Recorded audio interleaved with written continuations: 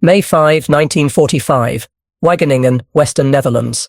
The war was finally ending. American trucks rolled into town, engines rumbling through the cold morning air, but instead of cheers, they found silence. No waving flags, no smiling faces.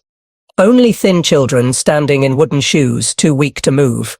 One soldier stepped down, opened a box, and pulled out a chocolate bar. He handed it to a little girl. She didn't eat it. She just stared at it, then began to cry. That moment said everything. The war was over, but hunger was not. This was not a victory parade, it was a rescue. A meeting between hunger and hope. What happened next would become one of the most powerful, forgotten stories of World War II, when food fell from the sky and strangers became saviors. Stay with us till the end to see how the Americans turned warplanes into lifelines. Like this video, subscribe to keep these true stories alive, and share it to remind others what real victory looks like. The morning of May 5th, 1945, was quiet in the small Dutch town of Wageningen. The war in Europe was almost over. American trucks rolled slowly down the broken streets. Their engines growled in the cold air. The soldiers expected people to come running, smiling, shouting for freedom, but no one cheered. The streets were almost empty. From behind doors and broken windows, thin faces watched. Children stood still, dressed in worn coats and wooden shoes. Their eyes were large and tired. One soldier looked down and saw a little girl staring at the chocolate bar in his hand. It was something simple to him, just a piece of candy from a ration pack. But to her, it looked like something from another world. He knelt and offered it to her. The girl took it with both hands, so gently it was as if she thought it might break. Then, without a word, she began to cry. Her shoulders shook, and the sound filled the quiet street. Behind her, more children appeared, thin, pale, and hungry. The soldier looked back at his comrades. None of them spoke. They just opened more boxes. The smell of chocolate mixed with diesel and spring air. A mother whispered, "We thought we were forgotten." One soldier later wrote, "I had seen death in battle, but I never saw pain like hunger." Before that day, the soldiers had fought to defeat an enemy. Now they were fighting a different kind of battle, against hunger, against despair. And this fight did not need guns, only food and compassion. That first piece of chocolate started something larger. Soon, more soldiers joined in. They gave their rations to the people who had nothing left. They shared cans of soup, crackers, powdered milk. The Dutch civilians, too weak to thank them properly, simply cried or held their hands. It was strange for the Americans. They had been trained to win through strength and power. But here, victory came through kindness. As one officer said later, "We didn't realize we could save a life just by sharing lunch." The sound of children chewing slowly replaced the silence of fear. It was a small miracle, proof that even after years of war, humanity could still rise from the ruins. But the soldiers soon learned that this one starving town was only a small part of a much bigger tragedy. Across the Netherlands, millions had suffered the same fate. What they saw next would stay with them for the rest of their lives. This was not just liberation, it was survival. As the American soldiers moved deeper into the Dutch towns, they began to understand how bad things truly were. Streets were quiet, houses stood dark, and even the animals were gone. The people who came out looked like shadows, weak, thin, and moving slowly. One soldier wrote, "It was like walking into a ghost village." They saw families who had not eaten a real meal in months. Children's faces were pale, their bellies swollen from hunger. Some could not even lift their heads. The soldiers tried to smile, but it was hard when they realized how deep the suffering went. Inside homes there were strange smells, a mix of sickness, smoke, and something sweet, like old bread. Tables were bare except for cups of water or tiny pieces of dried potato. Many families had burned their furniture during the winter to keep warm. Doors creaked in the wind because there was no glass left in the windows. The soldiers opened their trucks and gave away everything they had: cans of beans, powdered milk, army biscuits. Children lined up, not shouting or laughing, just waiting in silence. When the food came, they didn't rush or fight. They were too weak for that. One American noticed how carefully they chewed each bite, as if afraid it might disappear. In the nearby villages, it was the same. Doctors later counted more than 20,000 people dead from hunger during what would be called the Dutch hunger winter. In Amsterdam alone, the average person had lived on only 400–500 calories a day, less than a small sandwich. Some had survived by boiling tulip bulbs, others by mixing weeds into soup. And still, the Dutch people tried to stay polite. One soldier said, "Even when we gave them food, they said thank you. They hadn't eaten properly in weeks, but they still said thank you." For the soldiers, this changed everything they thought they knew about war. They had seen explosions and battles, but they had never seen people slowly fade away from lack of food. Hunger was quiet, but it was deadly. That night, a few soldiers built a small kitchen near the town square. They boiled water and cooked soup in metal pots. The smell spread through the streets, warm, rich, full of life. People followed the scent like a promise. For the first time in months, they were about to eat a real meal. The soldiers watched, as parents helped their children sip the soup. Some smiled through tears. Others could not stop crying. "This is the taste of peace," one Dutch woman whispered. But the soldiers still wondered, how could this have happened? How could a country full of farms and canals end up starving? The answer lay not in this town, but in what had happened months before, when the war had trapped the Netherlands in a cruel blockade that turned bread into a weapon. To understand the hunger, we must go back to the autumn of 1944. The Allies had freed southern Holland after the big battle called Operation Market Garden.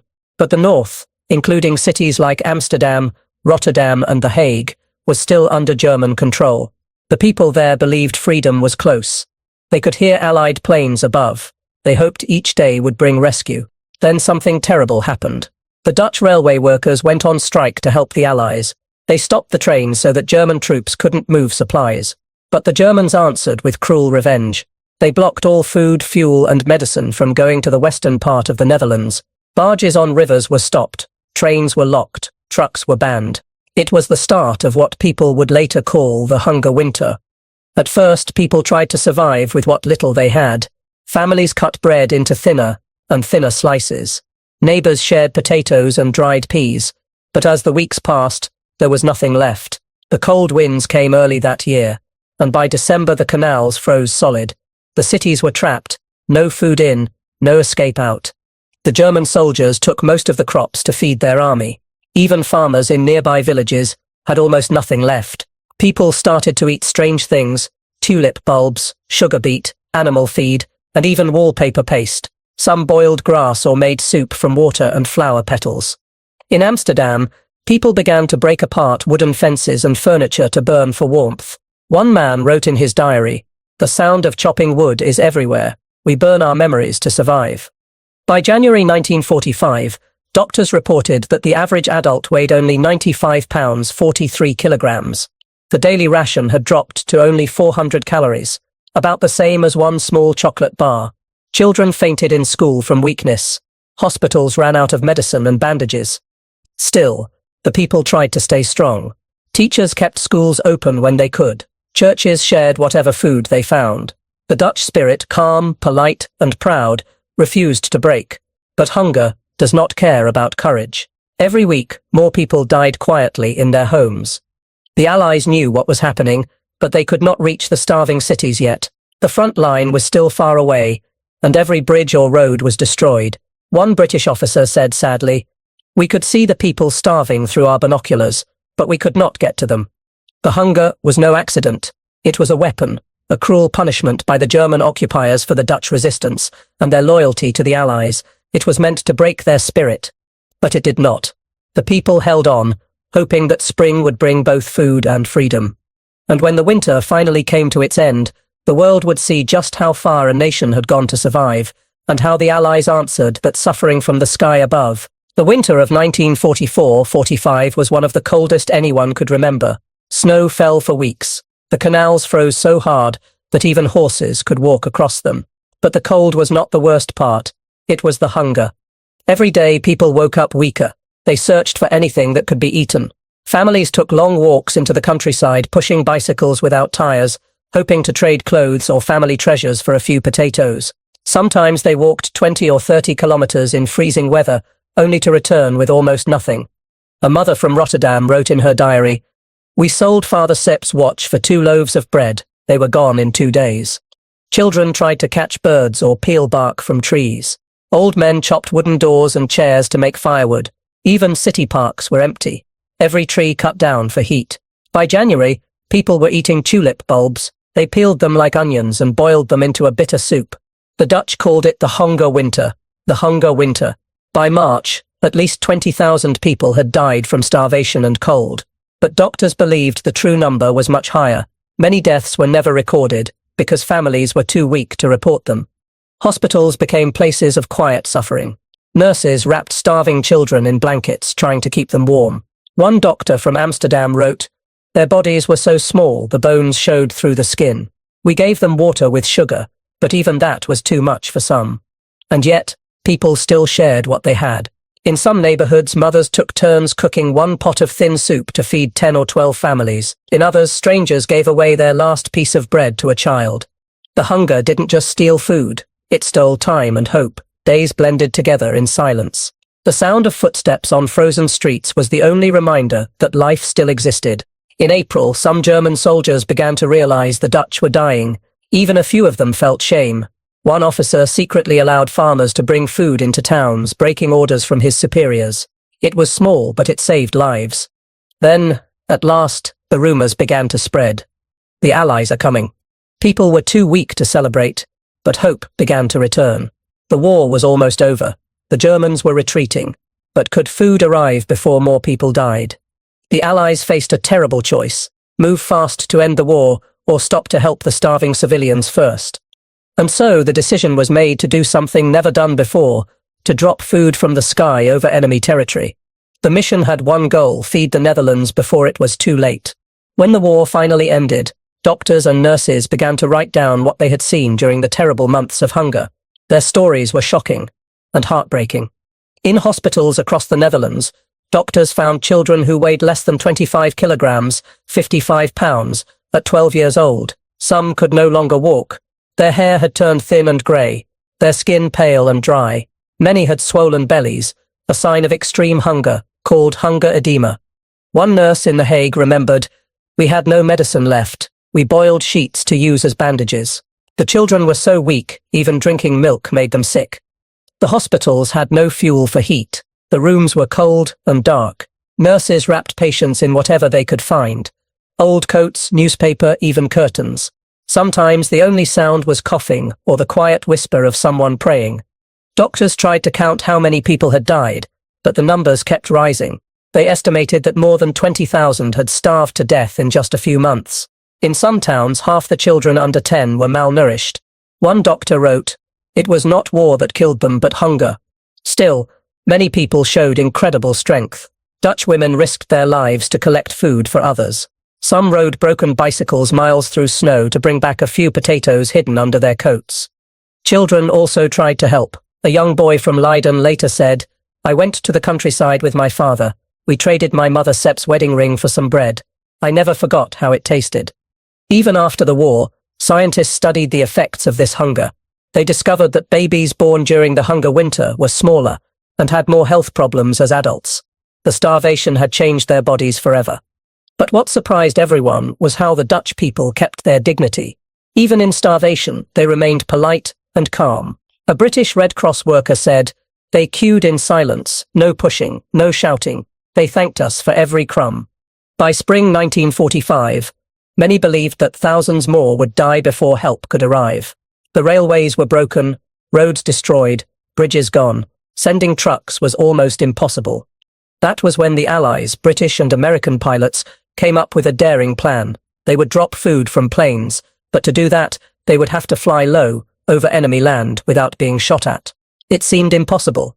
Yet, it was the only hope left for millions of starving people. The skies above the Netherlands were about to fill, not with bombs, but with bread. At the end of April 1945, the Dutch people heard a strange sound in the distance, the deep hum of airplane engines. For months, that sound had meant danger. Planes had brought bombs and destruction, but this time, the sound meant something very different. Children ran outside, pointing to the sky. Huge silver planes were flying low over the fields. They had white stars painted on their sides. American and British bombers. But instead of bombs, something else began to fall from them. Brown sacks and metal containers dropped gently by parachutes.